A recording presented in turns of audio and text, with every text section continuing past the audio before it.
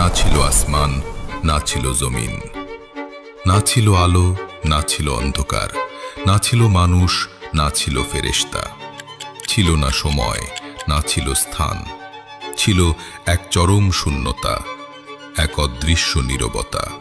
তখন সেই অনন্ত শূন্যতার গভীর থেকে আল্লাহ তাআলা শুরু করলেন সৃষ্টির সূচনা।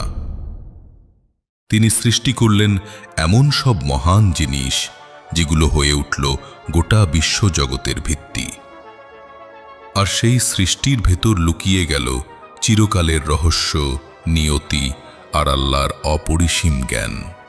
রাসূলুল্লাহ সাল্লাল্লাহু আলাইহি ওয়াসাল্লাম বলেছেন, সর্বপ্রথম আল্লাহ সৃষ্টি করেছেন কলম। তিনি তাকে আদেশ দিলেন, লিখো। কলম জিজ্ঞেস করল, হে প্রভু, আমি কি লিখব? আল্লাহ বললেন, যা কিছু ঘটবে কিয়ামত পর্যন্ত সব লিখে ফেলো।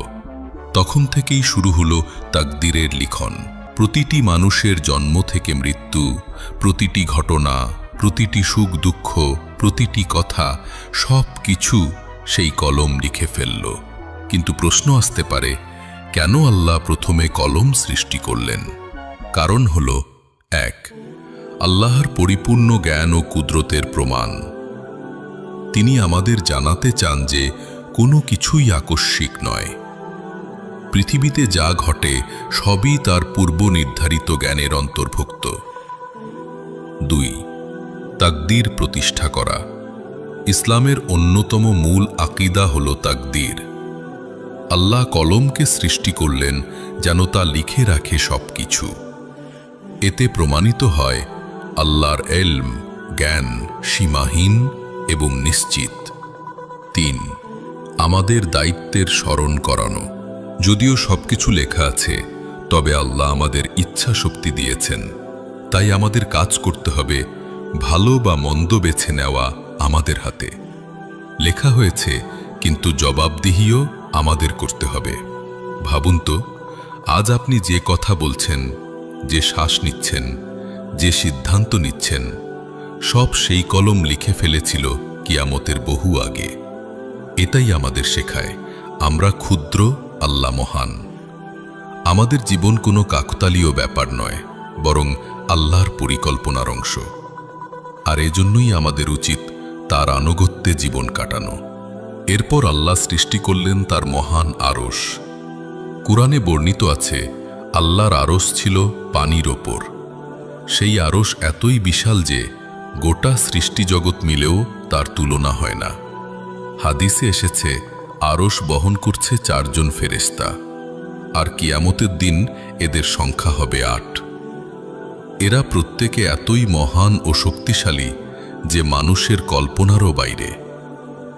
রাসূলুল্লাহ সাল্লাল্লাহু আলাইহি ওয়াসাল্লাম এক হাদিসে বলেছেন, এক ফেরেশতার কান থেকে কাঁধ পর্যন্ত দূরত্ব হল 700 বছরের পথ। এত বিশালাকার ফেরেশতা কেবল আরশ বহনের কাজে নিয়োজিত। এরপর সৃষ্টি হল কুরসি। আল্লাহ বলেন, তার কুরসি আসমান ও জমিনকে পরিব্যাপ্ত করেছে। অর্থাৎ আমাদের চোখে যে আকাশ ও পৃথিবী, সবকিছুই আল্লাহর কুরসির ভেতরে ক্ষুদ্রাতি ক্ষুদ্র। এরপর তিনি সৃষ্টি করলেন 7 আসমান। আমাদের চোখে যে আকাশ দেখা যায়, সেটি কেবল প্রথম আসমান। এর ওপরে আরও 6 আসমান রয়েছে। প্রতিটি আসমান অপরটির তুলনায় বিশালতর ও সুন্দরতর। ফেরেশতারা সেখানে আল্লাহর তাসবিহ আর ইবাদতে নিয়োজিত, যাদের সংখ্যা মানুষের ধারণার বাইরে। আরশের চারপাশে অগণিত ফেরেশতা থাকে। তারা নিরন্তর আল্লাহর প্রশংসা করে, তাসবিহ পড়ে এবং বলে, হে আল্লাহ, তুমি সর্বপবিত্র, সর্বমহান। এইভাবে আরশ, কুরসি ও 7 আসমান সব মিলিয়ে প্রকাশ পায় আল্লাহর সৃষ্টির মহিমা ও অসীম শক্তি।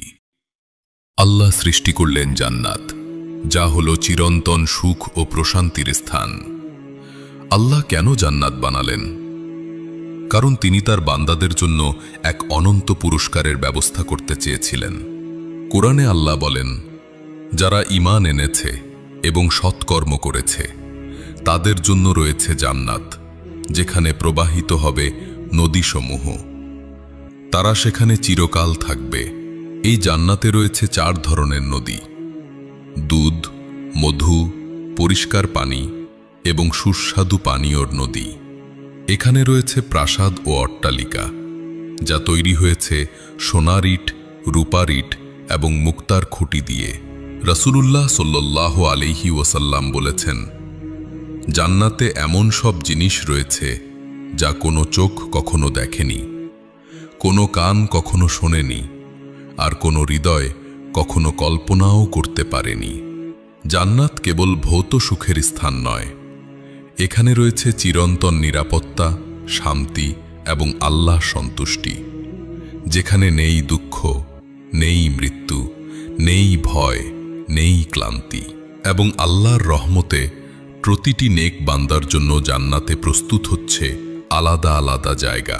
ফেরেশতারা আজও তৈরি করছে সেই প্রাসাদ, সেই বাগান, সেই সুস্বাদু ফল আর অমর জীবন। সুতরাং জান্নাত হল আল্লাহর পক্ষ থেকে সেই মহান প্রতিশ্রুতি, যা তিনি বান্দাদের দিয়েছেন পুরস্কার ও রহমত হিসেবে। আল্লাহ পাশাপাশি সৃষ্টি করলেন জাহান্নাম, এক ভয়ঙ্কর স্থান, শাস্তির আবাস। এটি তৈরি করা হয়েছে কাফের ও গুনাহগারদের জন্য, যারা আল্লাহকে অমান্য করেছে, সত্যকে অস্বীকার করেছে আর তার নিষেধ অমান্য করে জীবন কাটিয়েছে। রাসূলুল্লাহ সাল্লাল্লাহু আলাইহি ওয়াসাল্লাম বলেছেন, জাহান্নামের আগুন তোমাদের এই দুনিয়ার আগুনের চেয়ে 70 গুণ বেশি তীব্র। জাহান্নামের আগুন এতই প্রবল যে যদি 1 ফোঁটা আগুন দুনিয়ায় এসে পড়ত, তবে পৃথিবীর পাহাড় পর্বত পর্যন্ত গলে যেত। জাহান্নামের ভেতরে কি আছে? সেখানে আছে ফুটন্ত পানি, যা পান করতে বাধ্য করা হবে অবাধ্য মানুষদের। আছে উত্তপ্ত বাতাস, যা হাড় পর্যন্ত জ্বালিয়ে দেবে। আছে লোহার শিকল ও শৃঙ্খল, যেগুলো দিয়ে গুনাহগারদের টেনে নিয়ে যাওয়া হবে।